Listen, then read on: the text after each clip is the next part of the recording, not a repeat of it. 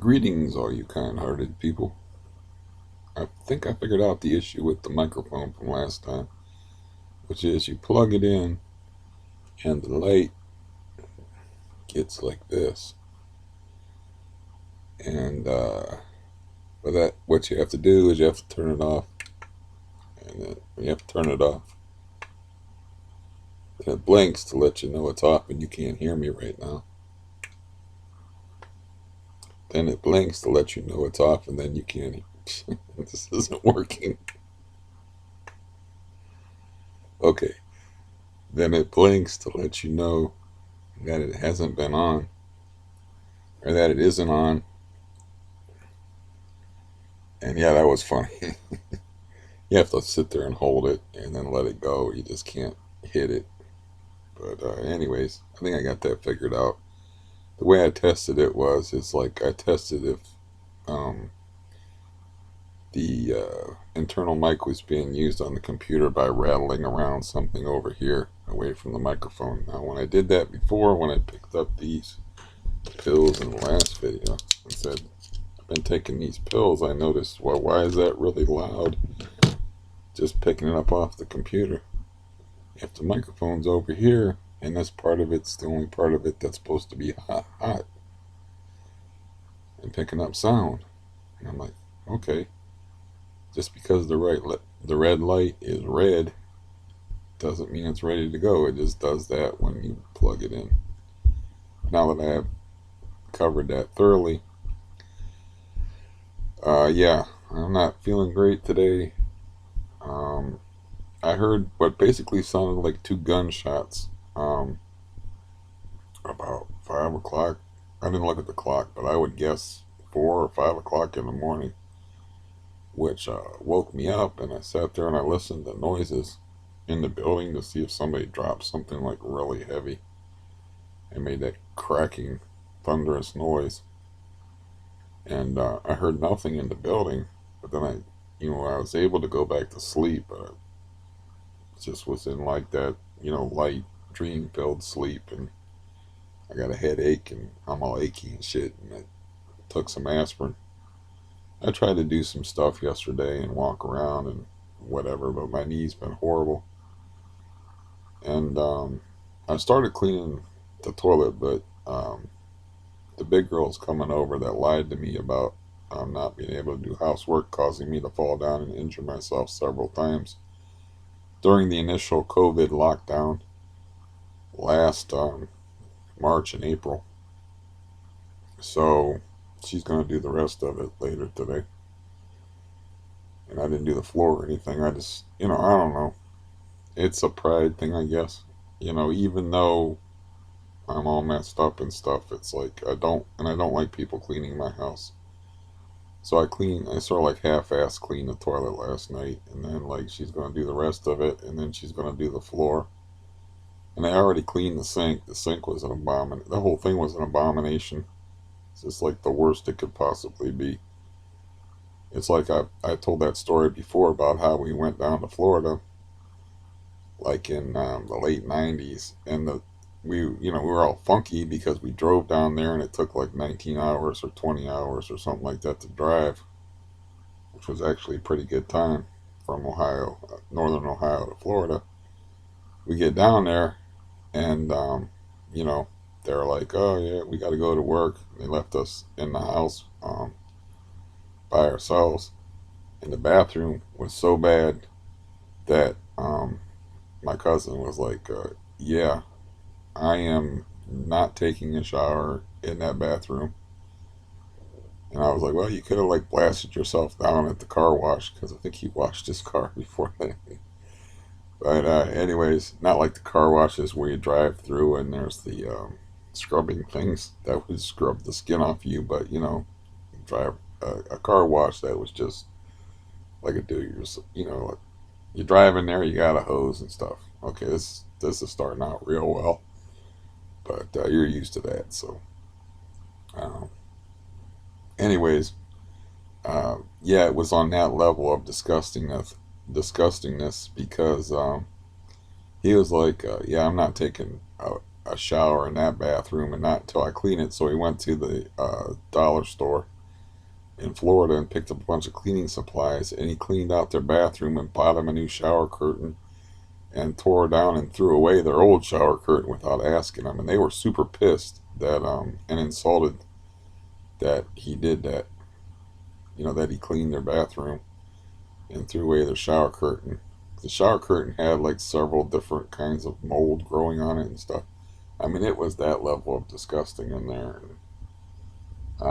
Racked up or not, that's like it's like some sort of pride thing or something like that. I don't know. It's weird, but anyways, I feel compelled to make her do the rest of it and mop the floor and get behind the toilet and stuff.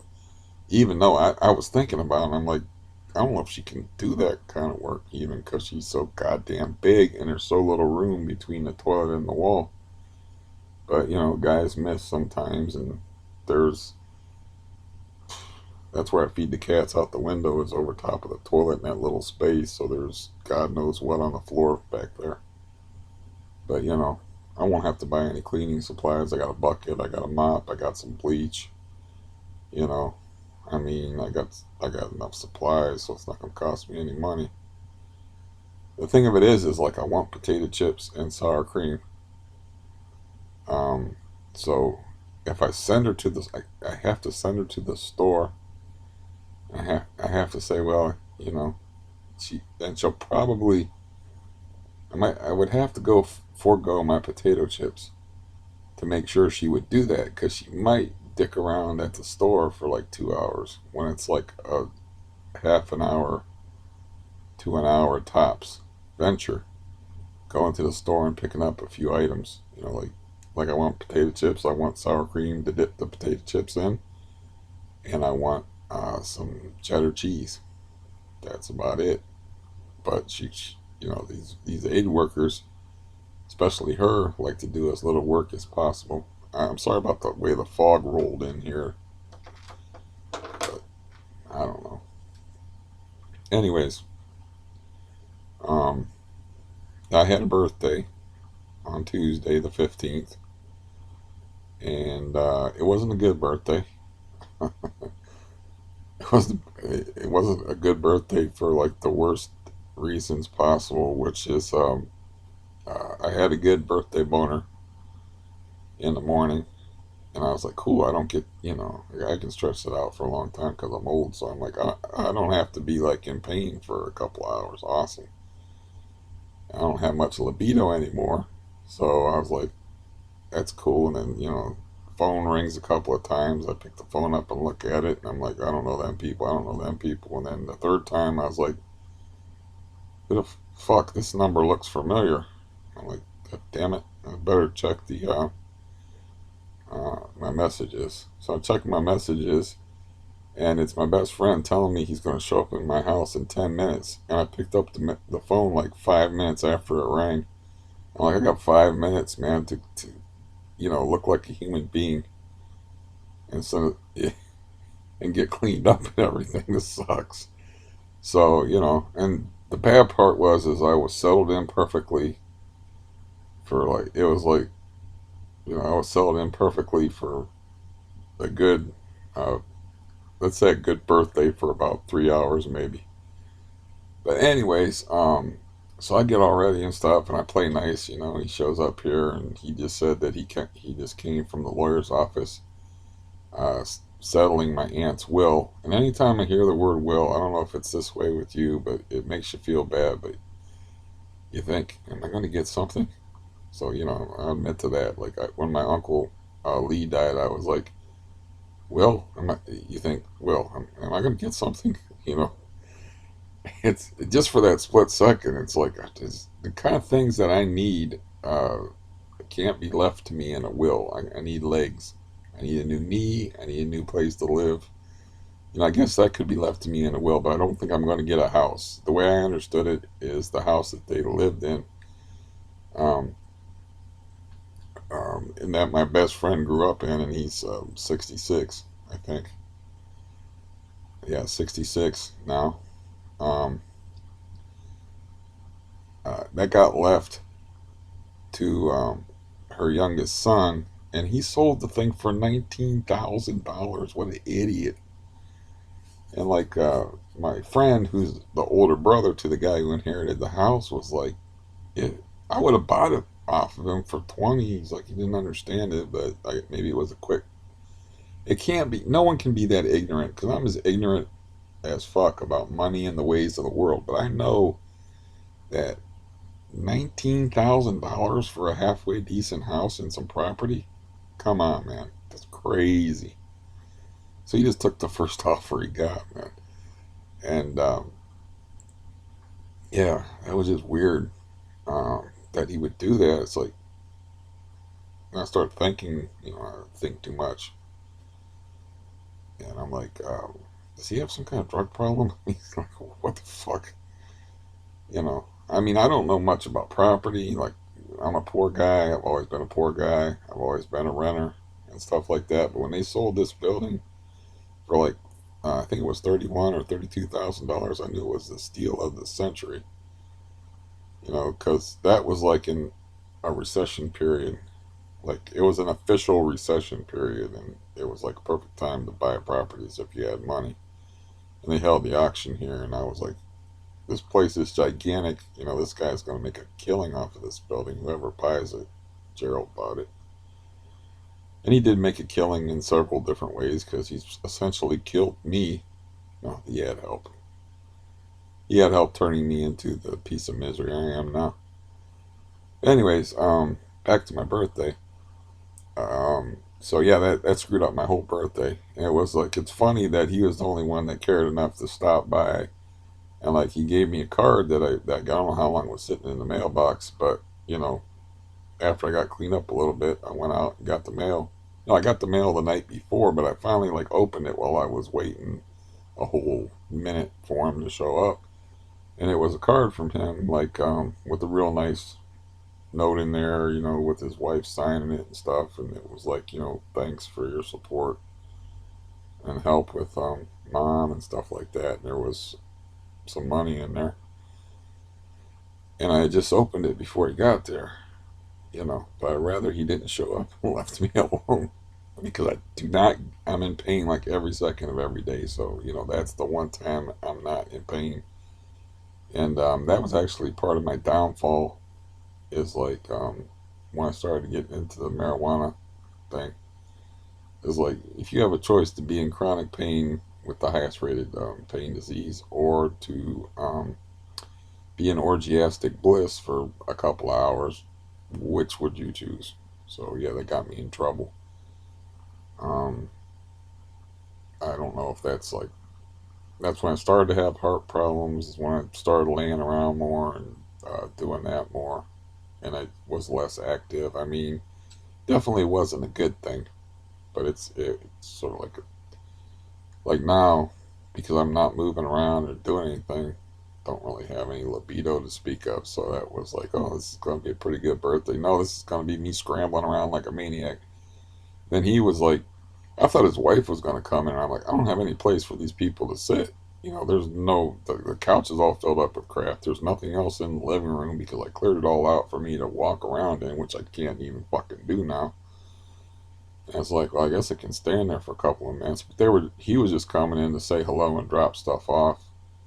He wasn't going to sit and visit. He gave his wife cooked me some brownies, which I don't particularly like, but I played along. And I don't like sweets. I mean, nobody can hate on brownies too hard, but I'm not a sweets guy. But he gave me some brownies and some beef soup, like not quite stew type soup that was homemade and was very good.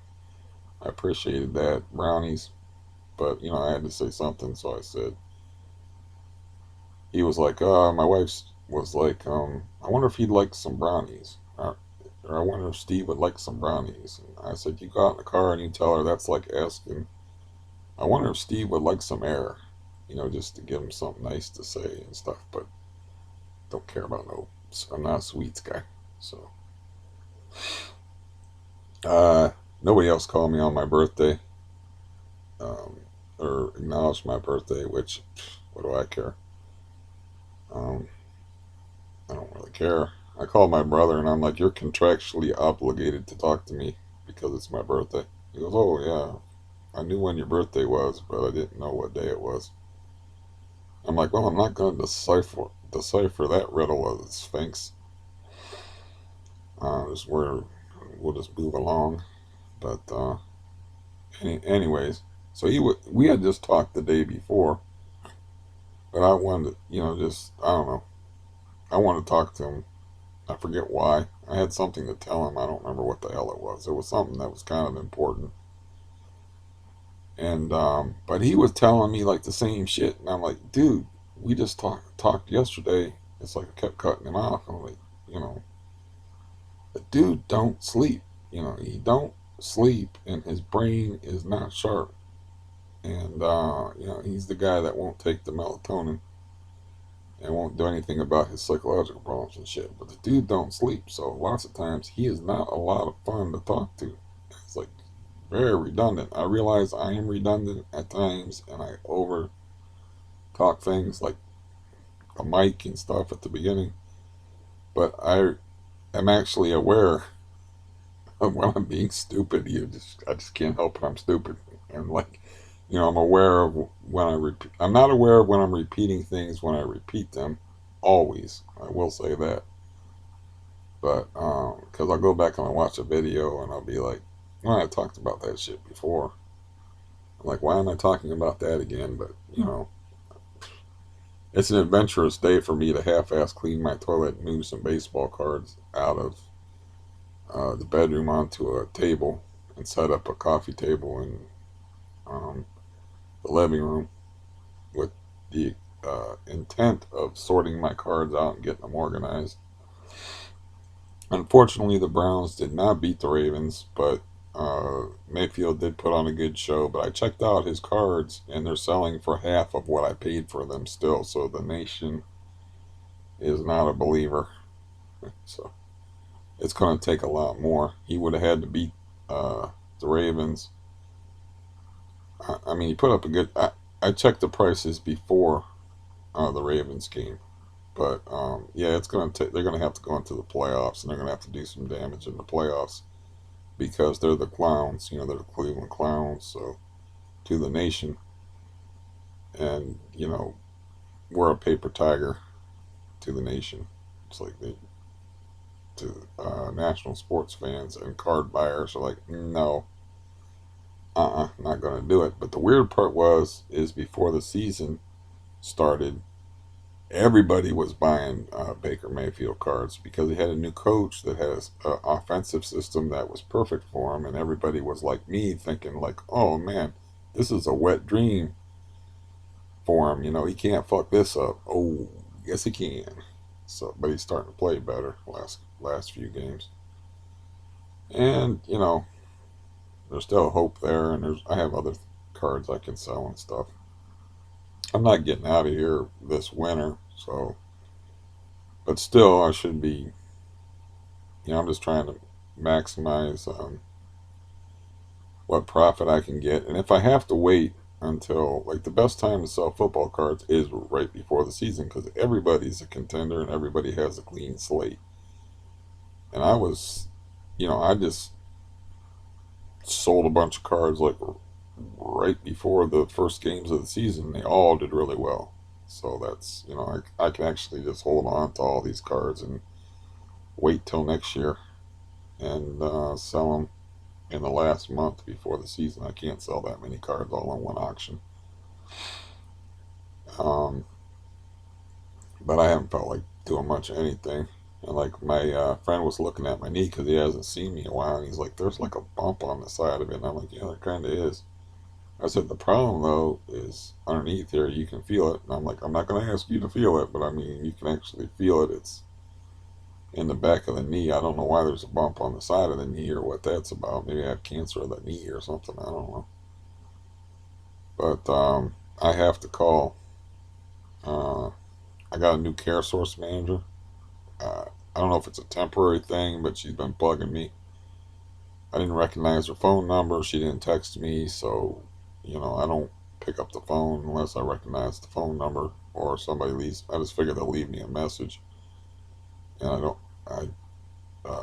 I guess I wasn't checking my messages on that phone, and then she emailed me, and I checked my email, and I returned her email and told her I'd call her as soon as possible. They're just gonna nag me about like they sent me like how you're over 50. Some of you know how you're over 50, and they want you to check for colon cancer. So I got like a weird colon cancer kit that's only like this big from them. So she'll bug me about that, and then like my doctors were bugging me about that, and they sent me, like I said, this elaborate kit, and I'm like, I'm not that skilled at the art of number two to pull that off. All this stuff they want you to do because you have to like add a liquid preservative to it and do all this crap, and it's supposed to be easier or whatever. And I'm like, you know what? If I get colon cancer, I'm out of here. I'm not fighting no cancers of any kind. I'm gone. Okay, I've had enough diseases and enough physical problems. It's like, it's dumb. I can't even get people to treat a fucking Baker cyst in my knee because of my bad health risk. And you want me to, fight cancer? No. So I'm not even checking for cancer. If I get cancer, I'm out. That's just the way it is. So, yeah. I figured this video wouldn't be very good, but I think I'm doing better now than, now I'm warming up a little bit. The problem is, by the time I warm up, the people's attention span nowadays, they don't last through the warm ups. So, boy, this cup of coffee is hot. The heater is working overtime because it's cold outside, and all that brightness is from snow. A lot of snow out there, but it's not really cold. It's like it got down to 28, and then it's like 30 or 31 right now, which is not all that cold. I'm thinking about my cat, of course. Now, like around Christmas, it's supposed to get towards 20 degrees, and this is, I don't know how it is where you live, but in this part of Ohio, 3 days they can predict the weather accurately for 3 days in advance. That's it. You know, I know this from being a fisherman and fishing in this area for most of my life. Is like they don't know shit all about what the weather's going to be at, but 3 days, you know, or two sometimes, they can figure it out. But anyways, by Christmas it's supposed to be cold, and I'll probably like try to get them to come in the house and chill. It's like it's so hot in here. It's probably like over. He's like, oh, it's nice and warm in here, and then I'll be like, oh God, I can't take it no more, and then go back out in the cold. The last time I let him in, when he went back out in the cold, it was strictly a fuck you. I'm leaving. I don't like you. You threw me outside, you dick. You're just gonna do it again, type of thing. Because he wouldn't come in the house until I left, and then when I came out of the bedroom and he was in the house, he just kind of stared me down and then slowly walked back out like, nope, I like the house. I don't like you. And so I'll try to get him in around Christmas for a couple of days, just because it's going to be cold. I don't want him in the house at all. I don't want him for a pet at all, but I'm responsible for him. So I keep him nice and fat, and I give him occasional treats. I threw him a piece of pork out of the window from one of my frozen dinners, and I give him a little sour cream, which he likes here and there, and some tuna and whatnot, just to try to make his life a little more pleasant. I don't know, you know. Um, he was just staying in the house all the time, and I couldn't deal with it, And like I said, he was using litter box, and then not, you got a cat using litter box that's like jumping up in your food areas. It's not a good thing, and then I can't keep up with the litter box because do shit like 5 times a day, and I can't even take care of myself. And my bathroom's already all fucked up, you know, and filthy, and I'm getting sick and stuff. It's like, nah, you got to go. It's me or you, dude. I'll take care of you when it gets cold. So at peace with that decision.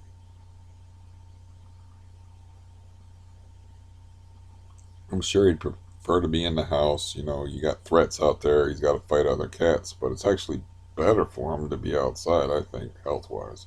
He's got to fight cats. He's got to worry about dogs.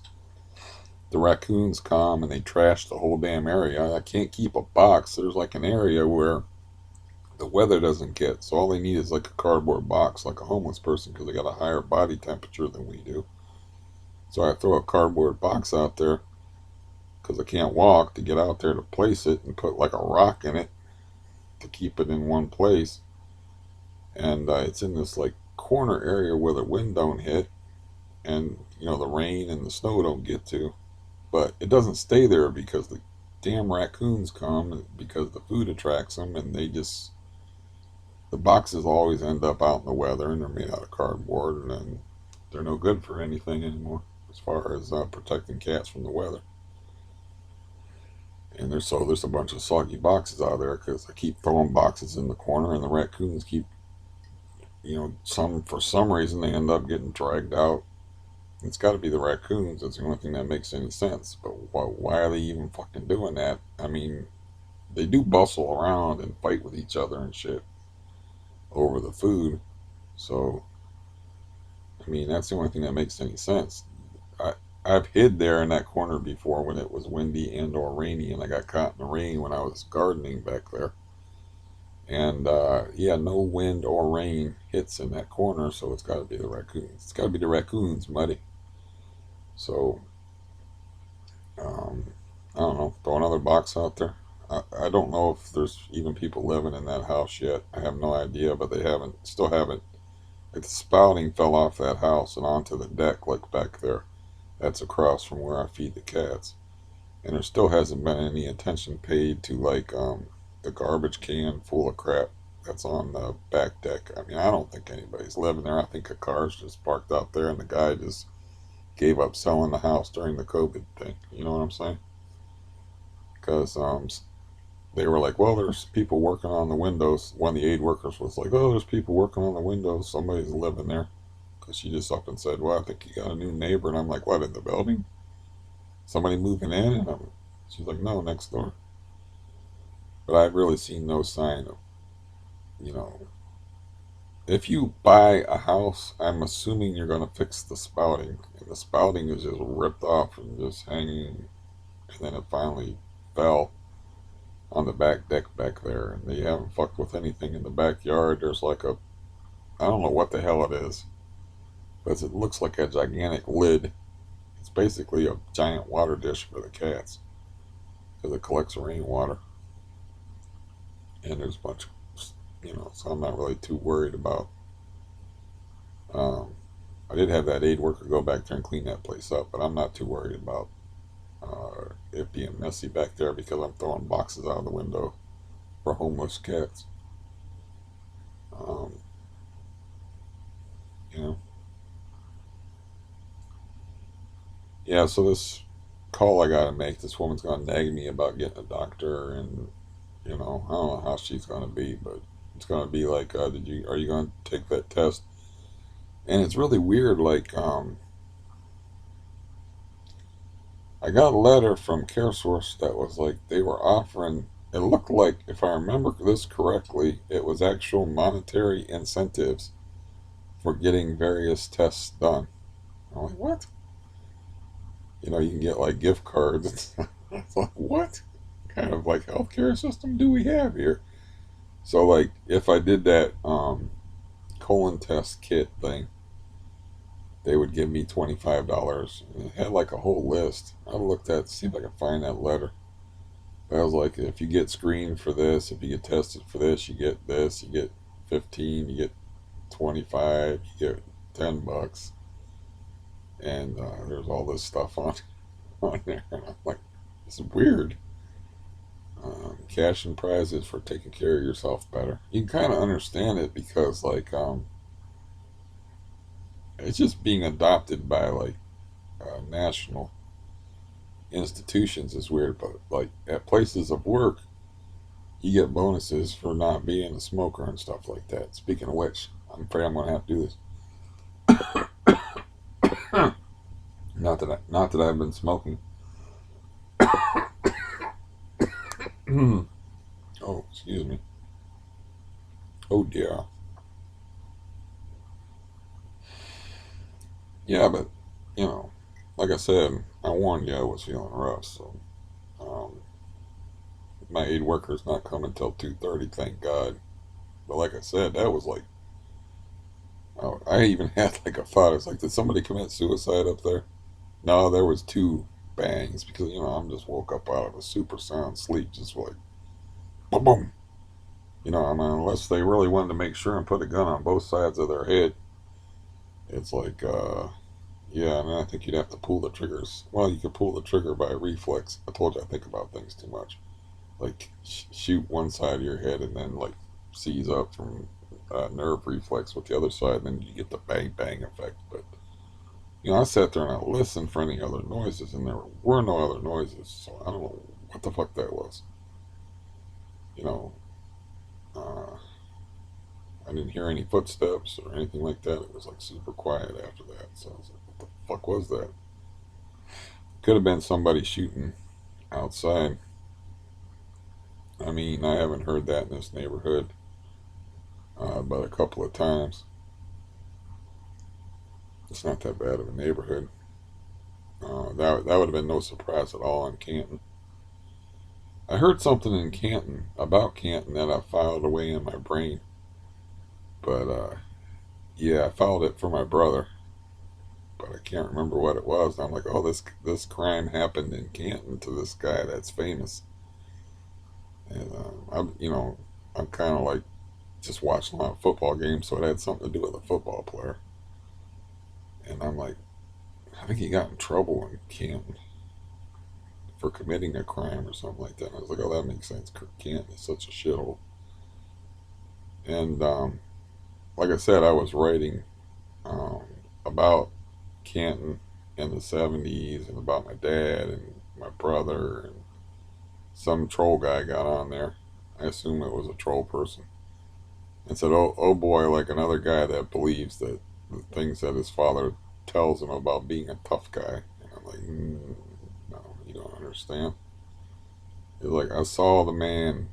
These are not things that I heard about or that he told me about. I saw the man like pick a guy up by one arm and shake him when he was 60 years old, while 30-year-olds were watching, and nobody jumped in, and their paychecks were dependent upon that guy that was in danger of being killed, and they still didn't want nothing to do with my 60-year-old dad, even though they were younger and stronger, because crazy is crazy and murderous is murderous, and when you see it, you recognize it, because being a human being is in a large part about our survival. So yeah, I'm like, no, I saw the guy pull out his own tooth sober. I saw it.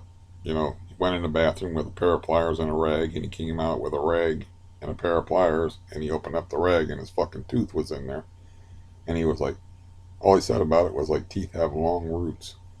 And I didn't even look at his face to see if he was bleeding or anything like that, because there's blood involved. Or I just wanted to get the fuck away from him because Jesus, you don't want to see, you don't want to see that. I don't remember how I wasn't that young when he did that. But yeah, he went in the bathroom with a pair of pliers and a rag, and there wasn't no scream or nothing like that. And he yanked out his own goddamn tooth. I mean, these are things that I've seen. These are not things that my dad is telling me to like build up my opinion of him as a tough guy. It's like, and plus, it's like his stories weren't tough guy stories. They were basically the stories of somebody who was psychotic and would get people drunk and kick them downstairs and bushwhack them. You know, or like, have his knife out and already ready when three guys were approaching him, and then cut him. And I'm like, I thought when he told me the story, I was like, well, it is suspicious, but how do you know those guys were going to rob you? Maybe they were going to just ask for if you had a light, or ask or bum cigarettes off you or bum money off you or something like that. It's like it is intimidating when you're, especially at that time, because that would probably happen in the 50s, to have three dudes like walk up on you and shit. But it, you might have been jumping to conclusions on that one. And it's like the stories are not like I face down, you know, three dudes. It's like, no, I was ready. There's three dudes and they didn't know what the fuck was happening. And I cut two of them, and the third one, I think he said he cut all three of them. And the way he said it is he cut two of them before they even knew what happened. And then he cut the third one, and he chased the slowest one. I remember that because I remember the fact that he was chasing the one. He was like, I have no idea how somebody can run that fast while holding their stomach. Because you swing your arms when you run. And it's like, well, the reason why is because you just cut him across the stomach, and like, you're probably going to kill him, and he probably knew that. It gives you that extra incentive to run really fast. But who knows? I don't really care if people believe that shit or not. It's like some of the stuff I wrote back. I was first thing I said to the guy was like, I'll give you a 7.5 on the troll meter. That's a pretty good troll. Then I just felt like writing, so I wrote some more. But the thing that it's a weird thing to be the most impressive feat of strength that you've ever seen anybody do, but he had that much anger, uh, and he was crazy. And the thing about being crazy is when you're crazy, you don't think about like I can't do this. This is not possible to do. You just do it. That's why like I had a relative who worked at Massillon State Mental Hospital back when they had mental hospitals, which, by the way, my older brother spent some time in, the one that killed himself. But anyways, he worked there for a short time. He was like, crazy people are strong as hell. And I'm like, why do you think that is? And he had a good theory about it. He said, it's because they don't understand, they don't think, and they don't understand the limits of what it is they can do and what it is they can't do. They just pick you up and throw you.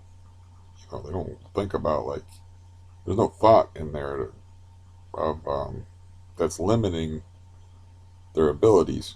So my dad gets this mandatorily retired from Timkins. My parents were not savers, so this basically meant disaster financially for the family.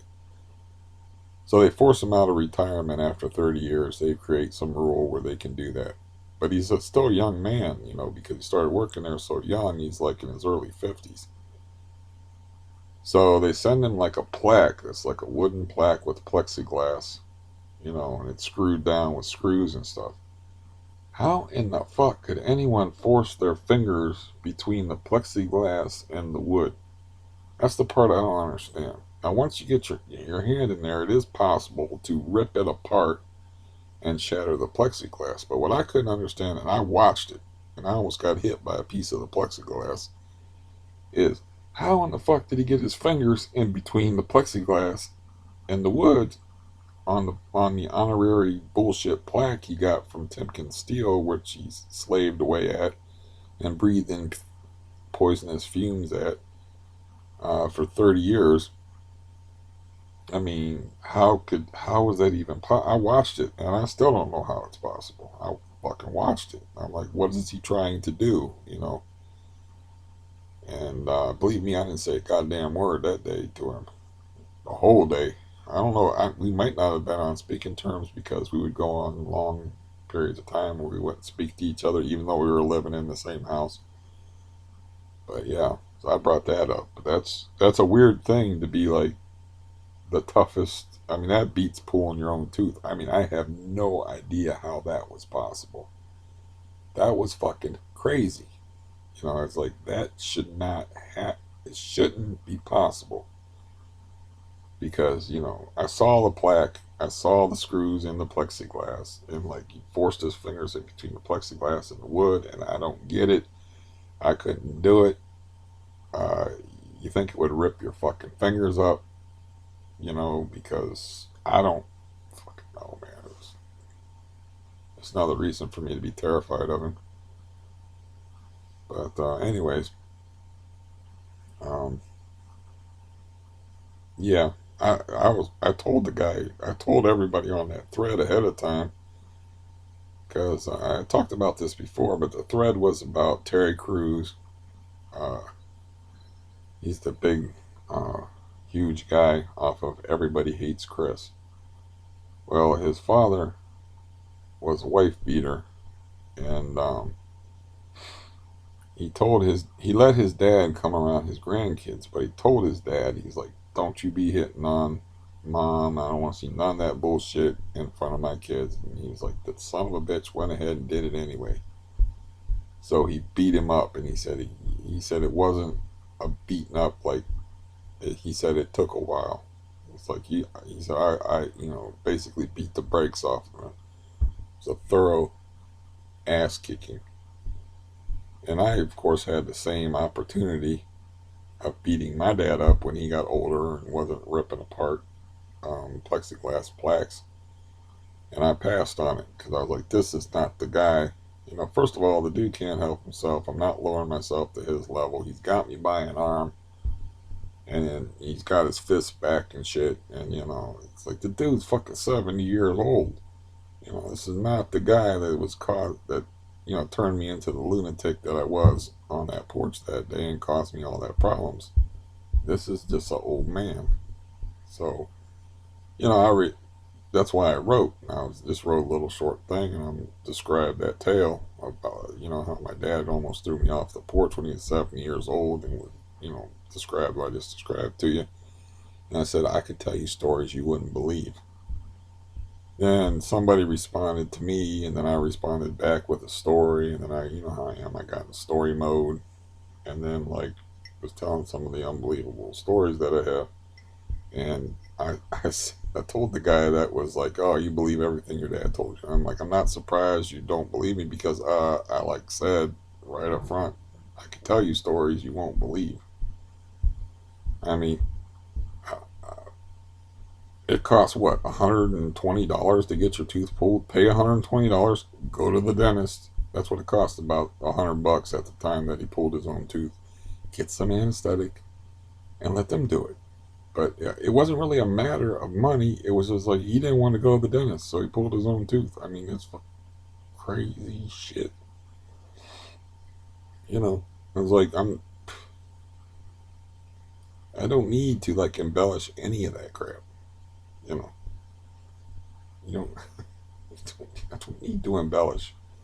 You know, I don't need to lie. I don't, as far as the stories that he told me, he didn't actually talk that much and brag himself up much. I was hearing about stories from other people and I had seen the stuff that he did myself, and he did tell me stories, of course, like the three dudes that he cut. That was a story he told me, or like beating up his sergeant by kicking him his drunken ass down the steps. He told me a couple of stories, but when he got in story mode, and he wouldn't get in story mode sometimes, and he loved the books, like he loved stories, and he loved books, and he loved movies and TV and stuff like that. Anything to distract himself from the horror of his previous life and his own existence. Not dissimilar to most of us. But, anyways, so he would get in story mode, but he wouldn't get in story mode like I killed this guy. I'm a tough guy. I'm blah, blah, blah. It would be like he would talk about life on the farm and like how he had to take care of these horses that were named Silver and Satan and how he hated taking care of them. How he like would was driving a tractor when he was 10 years old. He did tell me sort of a tough guy story about how he was a little kid and he cut that dog that was jumping at his throat. He knocked it down with the baseball glove and jumped back at him, and then he was so fast he got his a knife out, and he was like 10 to 12 years old when he did this. And he said he went for the dog's eye but cut it across. I know people get upset when dogs get hurt, but the dog was trying to kill him.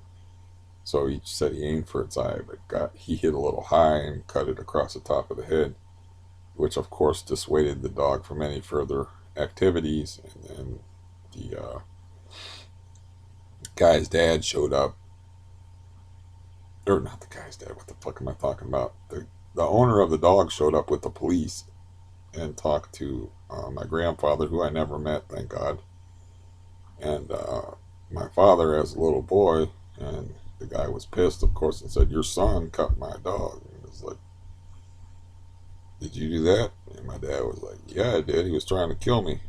And my grandfather was like, "Well, you heard it. It was on my property. So we have nothing to talk about, officer.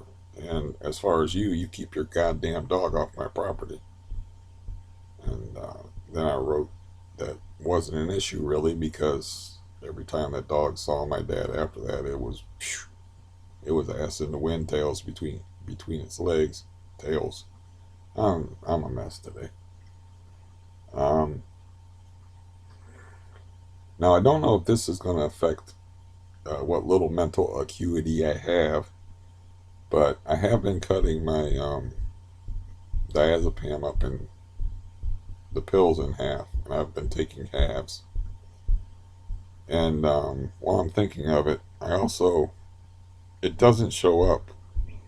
Like, the last time I talked to my psychiatric nurse, he said he was going to add another script. Um, he said he was going to add 3 refills, what he meant was he was going to make it from a 2 refill bottle to a 3 refill bottle. Well, when I said that in a previous video, I had picked up the wrong damn bottle and looked at it. See, the bottle was actually right here, and it says 1 refill. It should say 2 refills if you put an extra refill in it.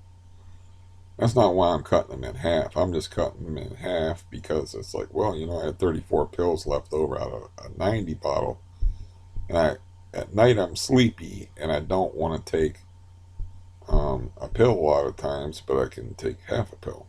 So I can take, like, instead of 3 pills a day, I can take 1.5 pills a day and see how that goes if I feel like I don't need it at night. Now, yesterday, um, I don't know how much I took, but I know I took an extra half because I had trouble going to sleep, and like I said, I heard like sounded like gunfire that woke me up. So that's why I'm fucked up today.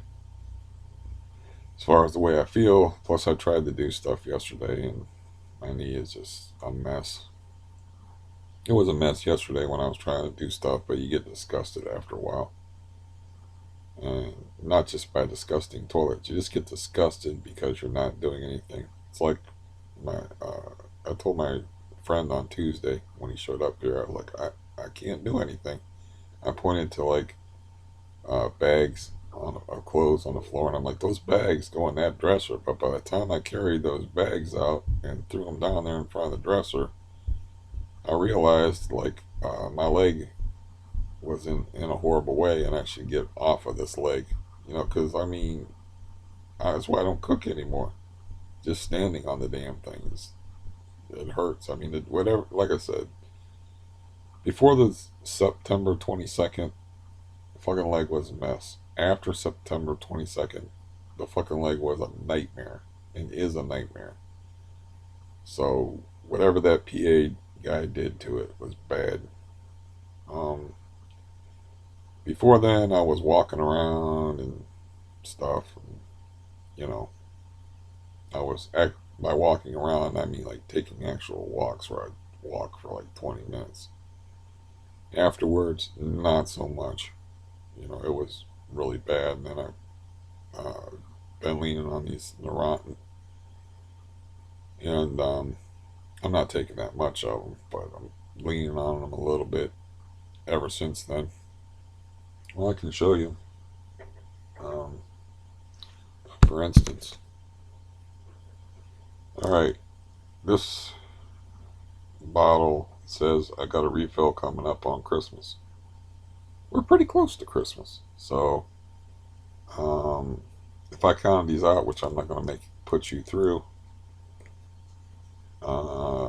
yeah, I mean, there's probably over 90 in there, but that's like, well, I can do it this way. I don't know if you can see that little crack in there. The pill bottle's full up to about right there, so there might even be more than 90 in there, and I got a refill coming up on the, like I said, on Christmas. I think it's the 17th today. So it's Christmas is like a week away. Um, so I haven't really been taking that much of them because I have a limited supply, for one thing. Uh, so there's a different reason why I'm taking a limited amount of those as opposed to a limited amount of diazepam. The limited amount of diazepam is I'm just like, I'm still planning to get off of benzodiazepines. It's just my circumstances are fucking horrible. So, and I had 34 pills left over, so I was like, what the fuck? Let's see if I can have 40 pills left over this time, you know, or 50.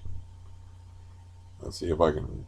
Let's see where I'm at. The thing of it is you don't know. You know, you don't know because of the half life.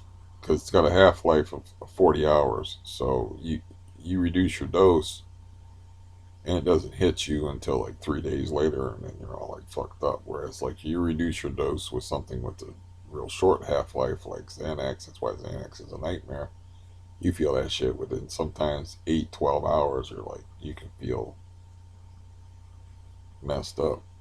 So I might be a little bit more messed up today just because I'm fucking around, experimenting with halves and taking half doses. I don't remember when I started doing that, so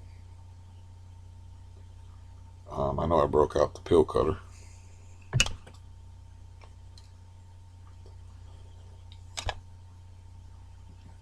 And I don't know. It'd be nice to feel like you have some control over your existence. I should just give up on getting irritated with myself over my speech pattern. Just accept the fact that I'm not in good brain today. Um, I'm not feeling that well, and it is what it is. The let's see. The deal with the aid worker situation is like I don't like them doing housework, but I was like, it costs me money every time because I just want to get them out of the house. The only way I can get them out of the house is to send them shopping. And a lot of times it's like, yeah, I'm better off shopping on the computer because nobody cares about your money like you. If somebody is spending somebody else's money, they're gonna be like not as careful a shopper. So I prefer like I could have probably I bought a thing of coffee like I don't know like that, and it cost $8.99 through an aid worker. Maybe I could have got that much coffee for $8.99 if I did the shopping myself over the computer. That's my overall point. I just want to feel like some control over my existence. I can control how much medication I take to an extent. So, you know, um, it's rough, man. It was a pitiful sight, crawling around on all fours like Gollum, damn near. Um, but I finally got my baseball cards like off of and from in front of my TV and put them in the living room. And I'm talking about like not in boxes already, but they're just in piles. And I had to take like I don't know 6, 7 trips because I got to have a cane in one hand and just a handful of cards in the other, and I have to make sure I don't fall. And some of the cards weren't even in um, what they call soft sleeves, so I have to be careful as far as damaging them. And I was like, oh, this is fucking pathetic, man. Uh, I try not to have negative thoughts like it's already too late as far as me ever reaching any kind of level approaching normalcy as far as walking because it's like when you have a problem and it gets addressed right away, it's a little different than if you've had a problem for 5, 6 years and then you have like some kind of surgery or something on your knee. It's like I don't know, I really don't have high hopes of ever being able to walk any kind of distance like I did before. So, I mean, I would walk. I'm trying to think of how many years this was ago. At the beginnings of the problems that I would have, the pain at the beginning of the extra knee pain that I would have, I would take walks, and I would walk like, hmm, I would say right around a half a mile. I could walk right around a half a mile. I would go like down this street, like 4 blocks, and then another 4 blocks out to the big road, and then this way 6 blocks, and then 4 blocks this way, and however long.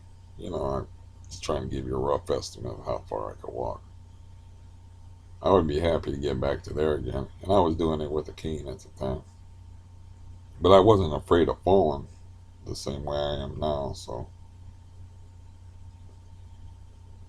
it's yeah, there's a video of me on here walking. It's not good, and I'm just thinking like it's probably done permanent damage.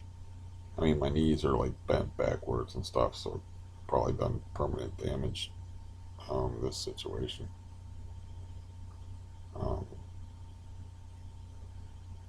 but I'm old, so it's not like it's done permanent damage to me, and I'm young, so it still sucks. I'm not that old. I'm 53, but it'd be a lot different. It's a lot different than the permanent damage that was done to me when I was 18 and 20. You know. Um,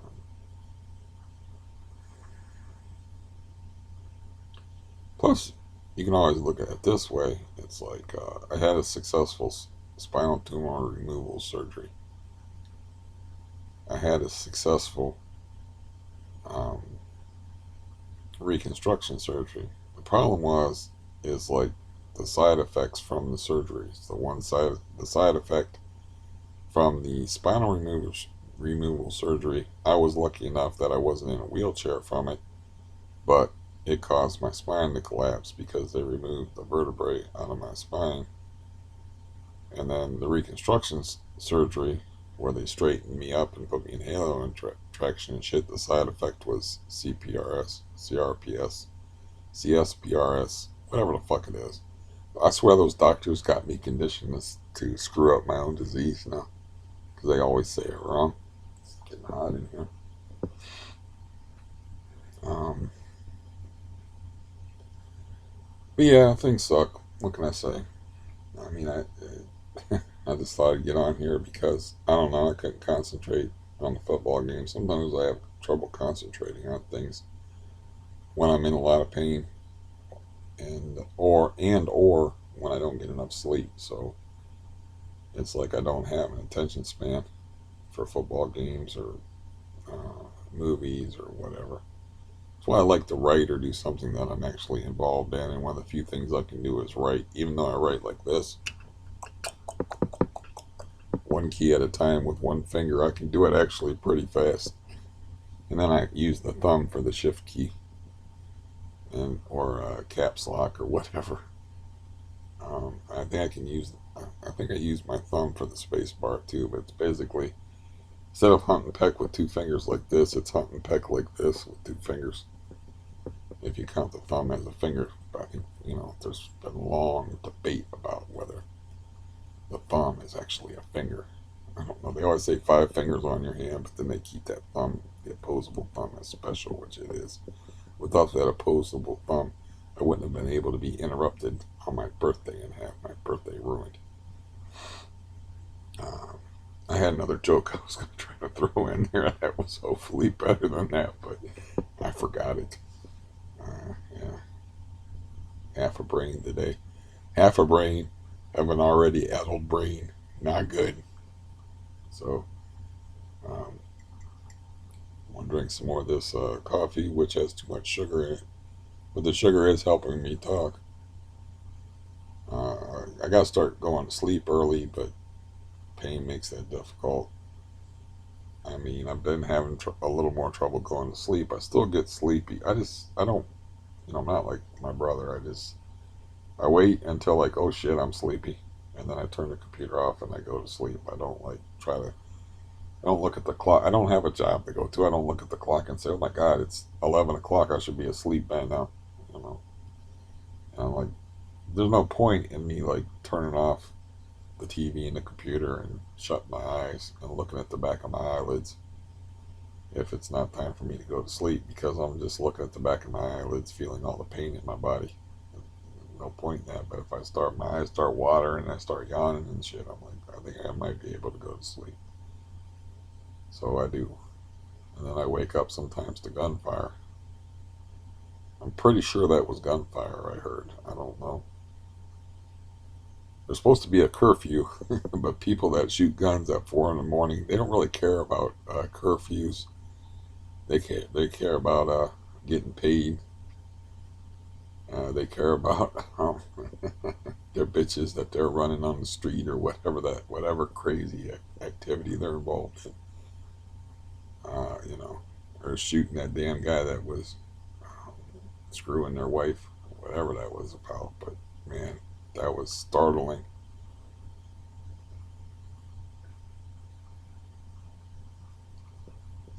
Like I said, I might be embellishing there as far as gunfire, because I don't know what the hell it was. I know it was fucking loud, and I know it was real quiet in here, so it had to come from outside.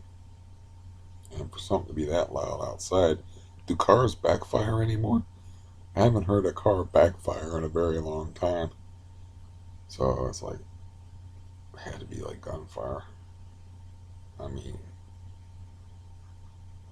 I'm not unfamiliar with the sound of gunfire, but I was also dead asleep, so, I wasn't awake. I'd be awake and I'd be like, oh, that's a shotgun. Okay, that's a pistol. That might be a right. That sounds like a rifle crack. The rifle got that crack to it. Like, oh, that's a 22, because a 22 just basically sounds like an M80. It's not very loud. It's probably quieter than an M80. It's been a while since I heard an M80. I once put an M80 underneath a coffee can, because I always like never understood why people would take firecrackers or M80s or explosives or fireworks and not try to do something interesting with them.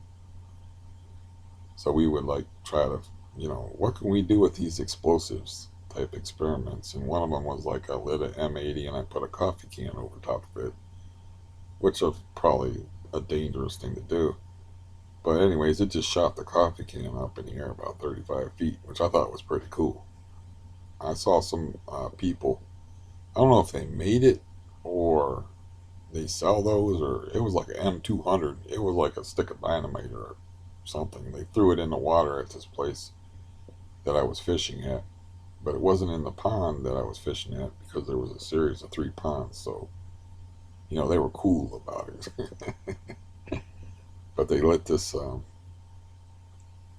was watching them from across the water, and it was a thing about yay big, whatever the hell it was. They lit it. They were doing a lot of excited talking, and they lit it and they threw it in the water, and it just like exploded and threw water everywhere. And I'm like, that's not an M80. An M80 can't do that. I don't know what the fuck that was. Whatever it was, I had a waterproof wick on it. Threw it in the water. But like my younger brother had certain pyromaniac tendencies, so he would like take firecrackers and cut the gunpowder out of them and like make his own bombs and stuff. So I wouldn't say that was pyromaniac tendencies. I don't know what you would call that. He didn't really like fire, but he did like experiment with cutting open fireworks and making his own explosives. And he made a super bottle rocket that hit him in the eye once and would have put out his eye. But what it did was it hit him in his glasses, because he wore glasses, so his glasses saved him. But it put like a spider, what would you call it, like a web style burn on his face. And I was like, ooh, I hope that ain't permanent. But he had like this burn print on his face going out from his glasses, like all the way around, like in a spider web pattern. And yeah, he fucked himself up. He was young when he did that. I don't know how old he was, but it's like, you'd be blind if you weren't wearing glasses. You would have put out your own eye. Speaking about putting out your own eye, I did a real Darwinian. Well, I was really pushing as a candidate for the Darwin Club there the other day. So I got a butcher knife in my hand, right, and I'm cutting up boxes with this butcher knife, and I'm yanking them apart, right. So I'm not being too careful, and I had glasses on, but I got the butcher knife and I cut the tape on this thing, and I'm yanking on it like this, and then I start yanking on it with trying to rip the cardboard apart, rip the rest of the tape instead of having to cut it. And I got the knife in my hand, right? So I'm like, conk. And I stab myself like right here, like right beside my eye, and about, you know, it, my glasses are like this, so it would have said in my eye. I stabbed myself like right here. And it wasn't hard enough to do much more than break the skin. I mean, it's not even going to show up on camera because this was like a week ago. But it was hard enough to be like, you don't want to poke yourself in the eye that hard. I don't know if I would have blinked in time to protect my eye or I would have put out my own eye. But yeah, I'm like, you're going to have to start being more careful.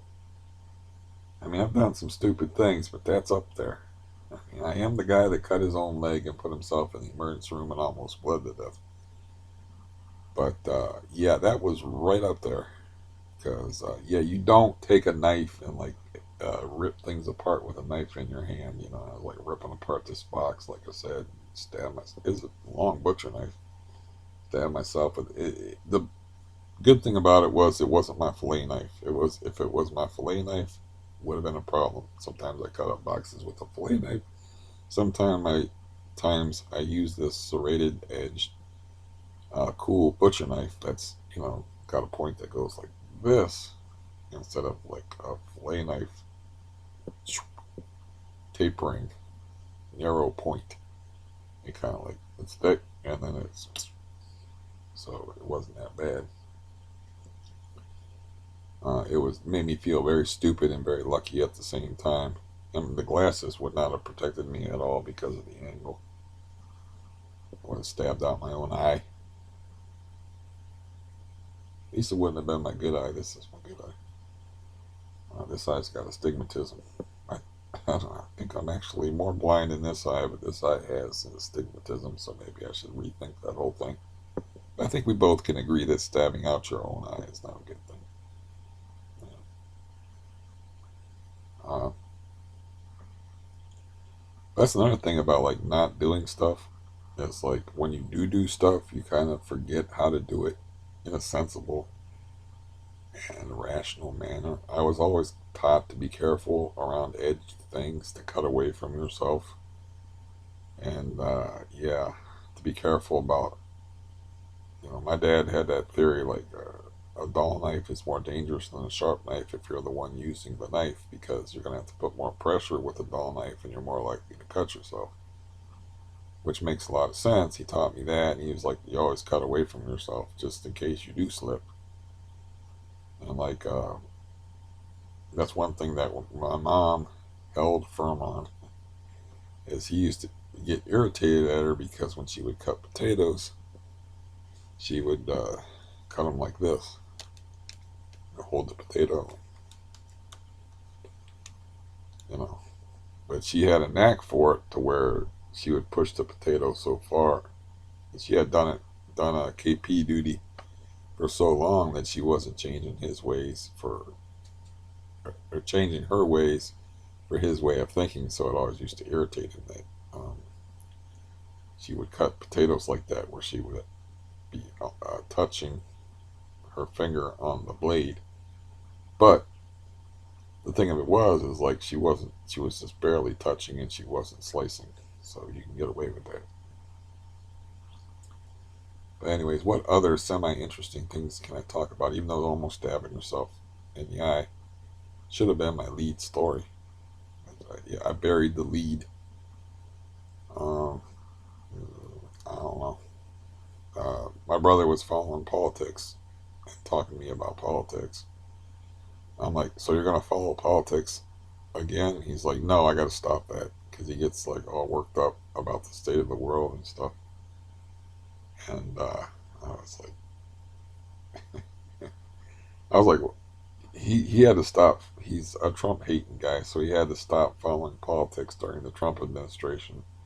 And also, there was a schism in the family as far as like politics divides people. It's divide and conquer. It's the whole point of it. Uh, that's how you control people. But anyways, enough with the philosophical jargon. There was a divide in the family as far as Trump supporters and non-Trump supporters, and he hates Trump.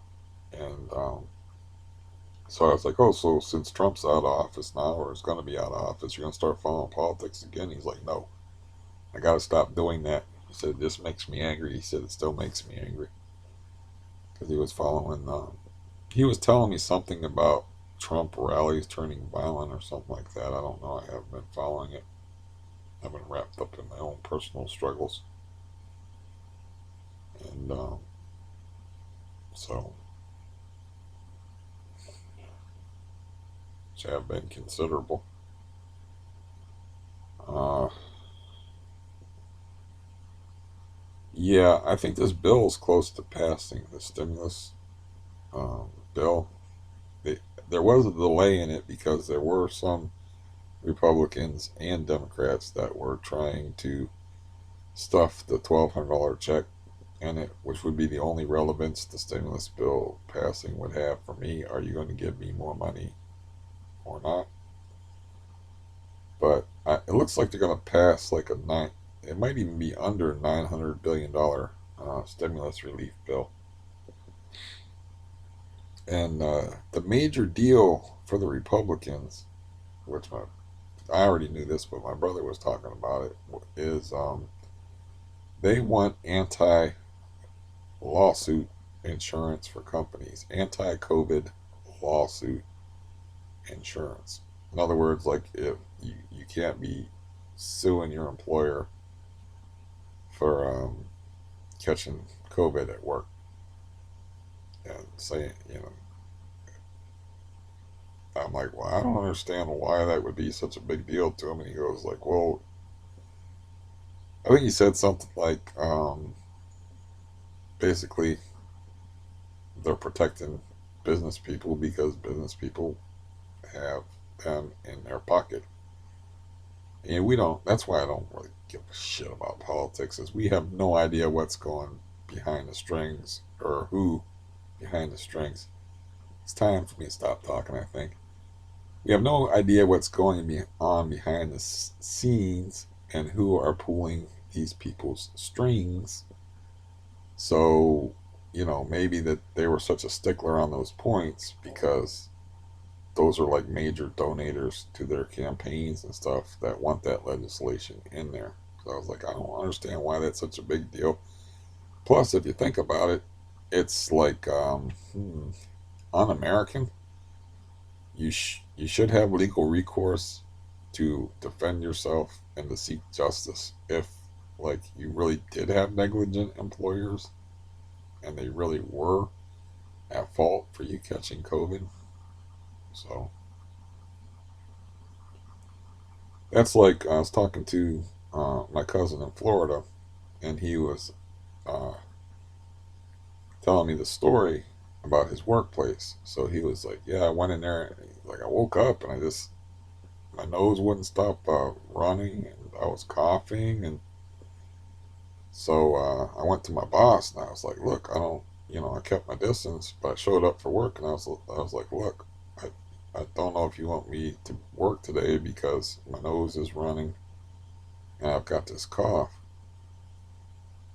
And he lives in Volusia County, which is one of the bigger counties in Florida as far as COVID. So COVID was going mad at the time down there, and that was all essential businesses were shut down. He works in a lumber mill, so that was considered an essential business. So his boss was like, "You got a fever?" And he's like, "No."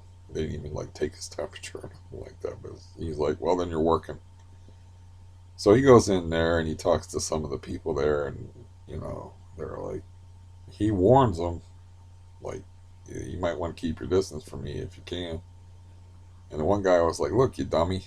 you're working with sawdust, man. You're just having a reaction to sawdust because it was the first time that he had switched jobs to this other job where he's exposed to more fine particle sawdust. And he said, and he was like breathing it in. That's why his nose was running and he was coughing as he was breathing in a bunch of sawdust the day before because he had just got switched to that job. So he's like, yeah, that was embarrassing.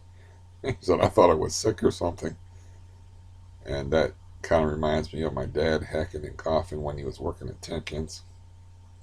And also another guy that I know that was working at a place called Baco Plastics. And he was exposed to so much chemicals and the dyes from for coloring the plastics that he would actually have to come home from work, take a shower, and then scrub out his bathtub, or his bathtub would get stained and colored like you know, the bowls and dishes with the lids that they were making at work.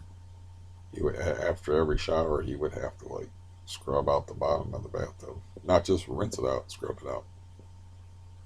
So yeah, work hazards of the poor when you get a shitty job. My pronunciation isn't too good. I think I'll say shitty. But anyways, yeah, I think it's time for me to stop talking. I'm not doing too well at it, and I suppose a little bit of me is better than none of me. Don't try to turn that into anything dirty, because for some reason my mind checked that. Is that like a "that's what she said" type of comment? Or not? I don't know. I try to like proofread my speaking at the time that I'm talking. It doesn't work too well. So yeah, I'm gonna go, and I guess I should have. I don't know. I just don't feel like putting much effort into things when I feel like this. But I should have put that board in the window and blocked out some of this light. But anyways, man, my stomach's been saying all kind of things through this whole broadcast. So uh, the internal mic on the computer would have been picking up a whole bunch of weird, strange noises. But maybe this one, if it's working, um, kept you from hearing. I've been doing a little duet between my mouth and my stomach, and I don't know if it's what a duet. A tree. Okay, tree. I fucked that all up. See, I'm not. I shouldn't even be on here.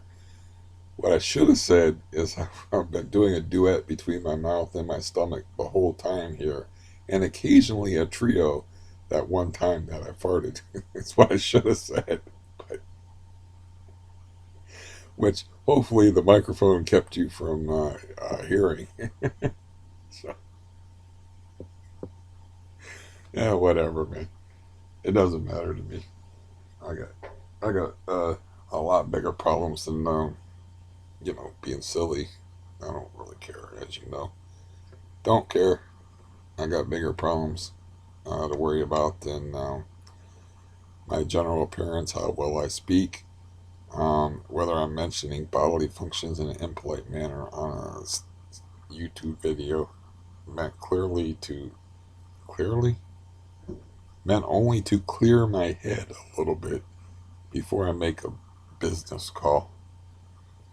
Yeah, maybe I'm feeling the effects of the less volume. I don't know, but that and the sleep thing, and the fact that I should have ate breakfast, I guess. Maybe there's a lot of factors in my stupidity. But at least I didn't stab myself or come near to stabbing myself in the eye at any point during this video. So I consider that a victory, a very small one. And now, before I feel any more of that occasional embarrassing feeling that I have at the end of these self-indulgent gab fest monologues, whatever you want to call them, I'm going to leave now. So goodbye. I wish you the best, and I hope you feel better than I do right now. And we will see you. Do I have We'll see you later if this works.